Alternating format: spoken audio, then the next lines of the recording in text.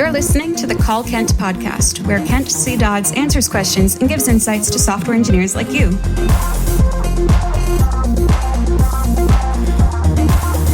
Now, let's hear the call. Hey, Kent, this is Ivo here. I have a question for you on rewriting software. We've all been in that situation where you just join a company, there is a legacy code base where they've been following some patterns, they have some anti-patterns, and you want to update that code so that you can use the newest and the shiniest things available. How do you approach those things? Do you spin up a new project and then you start rewriting and make both work? Do you try to rewrite within the same project? What is your take on that? I would love to understand your thoughts. Thanks a lot. Cheers. And that was the call. Here's what Kent had to say.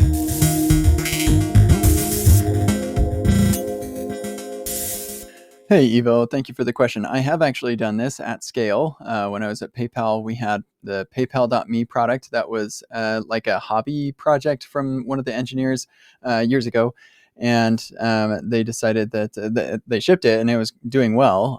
But after a year or two of maintaining that, they decided they needed to rewrite it from scratch. And that fell on my team. And so we definitely rewrote it from scratch, completely new repo and everything. We referenced the old repo for different features and things like that to make sure that we were hitting feature parity for the important things. Just for inspiration and stuff. But yeah, we wrote it completely. The thing with that app though is it's pretty simple. It just probably took us too long, honestly, but it was a couple months to put together a new version of that app. I think that's the one that's still running in production today. And so, that was one instance where I rewrote something from scratch. But again, it was a pretty simple app. If I had a really big app that had like millions of lines or hundreds of thousands of lines or even 100,000 lines, I probably wouldn't recommend rewriting that from scratch. You'd definitely probably be better off incrementally migrating that sort of thing. I guess it kind of depends on your boss and your company, because it comes down to whether it's important that you are able to continue to ship. How similar does the new version of the app need to be to the old version? Does it need to make sure you cover all the exact same use cases as before, or are you adding new things that weren't possible before? Probably don't do that until the rewrite is done. But or are you like removing old stuff? Because the danger that you have if you go the route of let's incrementally migrate it is that you're going to keep around old code that may not be necessary anymore, or if it's really old, you're going to have some patterns that will just continue to live on in the code base, even long after you've finished rewriting it. If those old patterns continue in the new code base, the new engineers who onboard onto that new product will continue to employ those same old patterns and stuff. And so you do have to be aware of that danger of keeping around the old code. It just kind of depends on what the product team wants. Like, are they okay with halting all new features on this old app and rewriting, or are you okay, do they prefer to make sure that you can continue to ship that old app during the migration?